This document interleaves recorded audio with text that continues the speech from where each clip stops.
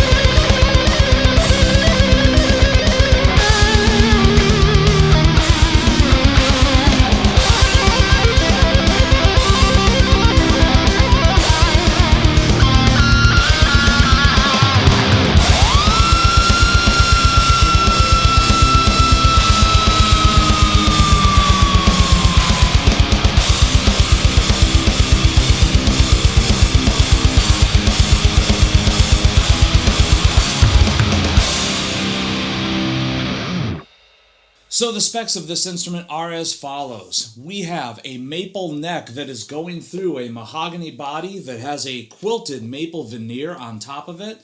We have a bound ebony fretboard with 24 frets. We have a Floyd Rose 1000 series bridge on here, as well as a pair of Seymour Duncan Distortion humbuckers.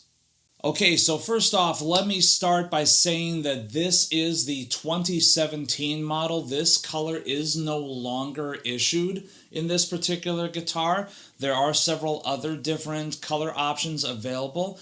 Also, from what I understand, the bridge has been updated slightly. It is still a Floyd Rose 1000 series bridge. It's just a slightly different model from what I understand. This is a 0-2000, whereas the new one has a 0-5000. I don't know what the distinction between the two is. You would have to ask Floyd Rose on that. Be that as it may, the specs for the most part are pretty much the same from last year's model to this year's model. We still have a very, very nice glossy finish on the body that is a rather smooth glossy finish, nicely buffed out. There's no inconsistencies that I can find on it as far as like the finish sinking in where there wasn't enough wood filler or anything like that. What I am noticing though is that looking at the pickup routes, we do have a little bit of jagged edges there with the pickup routing. So it's just not quite as clean and crisp as it could be. That being said, that's mainly an aesthetic thing. Speaking of aesthetics, one of the things you will need to take note of is that the hardware is a black nickel. as opposed to a black chrome, which means that over time this will be a little bit more susceptible to patina or discoloration. But that being said, I think it adds a really, really cool look to it all the same, but just buyer beware, that's what you're getting yourself into. As far as the playability goes, looking at the back of the neck still has a nice satin finish to it as opposed to the glossy finish of the body, and it's very, very nicely masked off here. Basically, the full length of the neck is that nice satin finish. It's very, very smooth. It's very, very fast. Make no mistake about it, this guitar is made for fast metal playing, and definitely the neck is built to suit. The neck profile is your typical Jackson neck profile. It's nice and thin, has some nicely rounded off shoulders on the sides. You played one, you've played them all. There's nothing really that distinguishes this particular neck from any other Jackson neck, and in that you can at least say that it's consistent. Feels very, very good in the hand, and if you're looking to play tons of shreddy lead lines, this is a great instrument for that. Now, moving on to the fretwork, here we do have a little bit of an opportunity. The fret edges are for the most part not bad, but as you go up and down the neck on both sides, there are just a few rough fret ends here or there. Like, that one's fine, that one's fine, that one's fine, that one's a little rough, that one's fine, that one's fine, little rough, little rough, little rough, ooh, a little rougher, little rough. That one's fine, that one's fine, little rough. So read between the lines, the fretwork is inconsistent at best. It's not awful, it's not off-putting, it's not something that you are going to pick up this guitar and then just put it down right away. It's a very inspiring instrument, but if there's anything that could be improved upon, it's definitely that. The fretwork itself just could be a little bit more consistent up and down the whole length of the fretboard. It's not as bad as like the Starshine that I played or the Harley Benton that I'm going to be getting to pretty soon. I've played Indonesian-built Ibanez models that are significantly worse than this, which is odd considering that this is also an Indonesian-built Jackson Soloist model. From what I understand, it might even be the exact same factory, who knows. But, you know, that being said, it's not super terrible like those other aforementioned instruments. Playability, honestly, is probably improved a little bit by the fact that the fretboard is bound. Some people think it's merely an aesthetic thing and they don't really care for it so much. I like the binding on the edge of the fretboard, especially on less expensive instruments like these, because when you have rough fretwork, it tends to kind of hide the rough fretwork a little bit. This one still has a few frets that are jutting out though all the same, but you know, it is what it is. I can imagine this would be significantly worse without it. Let's see, besides that, the Floyd Rose trem is rock solid on this thing. Currently, I have this guitar set up for C standard tuning with a set of 11 through... oh god, I'm trying to remember what gauge I put on this. 11 through 56, I want to say.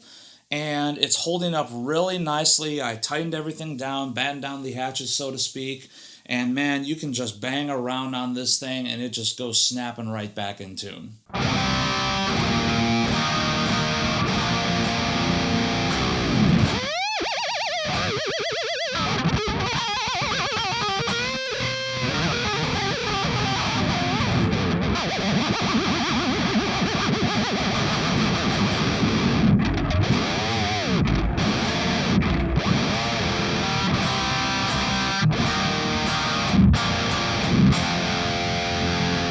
Nice and still in tune even after banging around on it like crazy.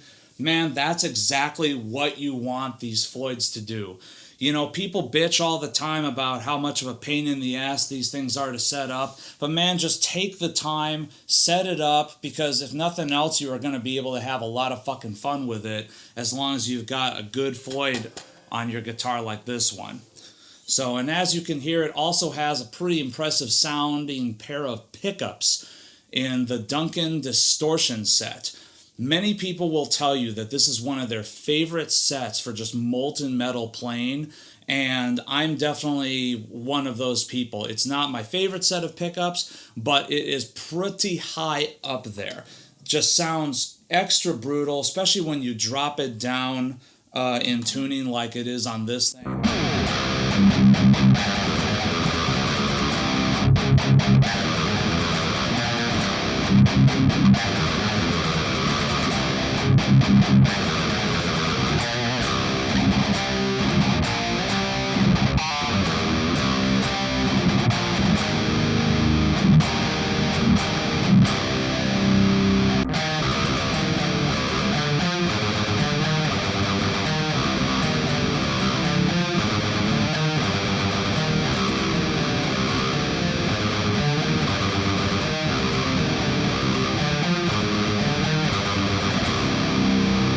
So that bridge pickup sounds nice and brutal, heavy, beefy, hits you like a brick in the chest. It's one of those great pickups that in the right guitar, it just sounds massive. And oftentimes that right guitar is something with a mahogany body like this, so that you've got kind of the crisp, bright top end of the Duncan Distortion offsetting a little bit with the warm low end of the mahogany. The neck pickup, not gonna lie, it does leave a little bit to be desired, at least as far as I'm concerned. As awesome as the bridge pickup is, the neck pickup is not the cleanest. Then again, it is a Duncan Distortion. You shouldn't be expecting as such.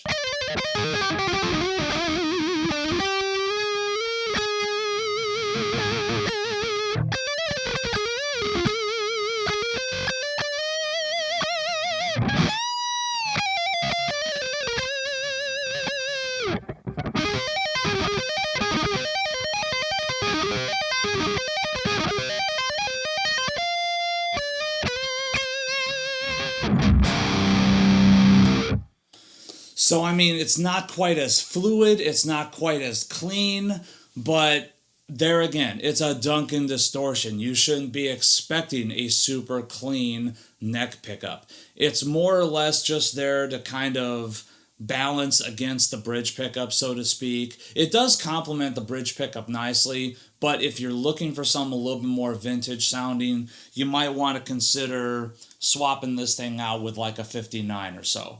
But honestly, I think this guitar sounds badass with the pickup set that's in it already. It's definitely a nice change of pace for me. I tend to like stuff that's a little bit cleaner, a little bit beefier, so to have something that has a little bit more breakup is just kind of a nice little bit of tonal variation in my studio setup. That being said, I think this guitar could be a pretty impressive mod platform, like I was briefly mentioning. If you want to swap out some pickups into this thing and see what this thing can really do, by all means, have at it. So all in all, this thing is kind of badass. It does have some areas of opportunity for improvement. It's a guitar that list price is usually around about $1,300, but street price is usually right around $999, maybe a little bit less than that. Do I think that the price point is appropriate considering what opportunities this instrument has? I'm going to actually say no to this. I think that for something around about 900 to 1,000 street, I think that the fret ends should be a little bit better. I think that if nothing else, the routing of the pickup cavities should be a little bit cleaner. But as it currently stands right now, I think that there's better values to be found out there. I would say wait for one of these things to go on clearance and then pick one up at a price point that is a little bit more appropriate. And now, time for that moment in the review where we talk about what I am drinking today. Today, it is the 21st anniversary ale from Firestone Brewing. Looking very forward to this as I'm breaking up the packaging. Looks even cooler on the bottle. The 21st anniversary ale is an 11.8% alcohol by volume strong ale.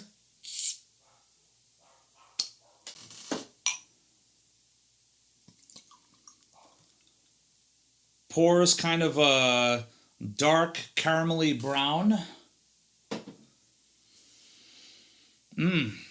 Smells a little bit boozy. Has a nice cream head right there.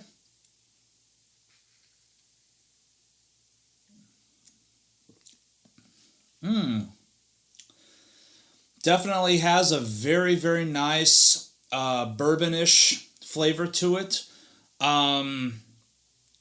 Very malty, a little bit creamy. It's kind of smooth despite being barrel aged, which is very, very nice.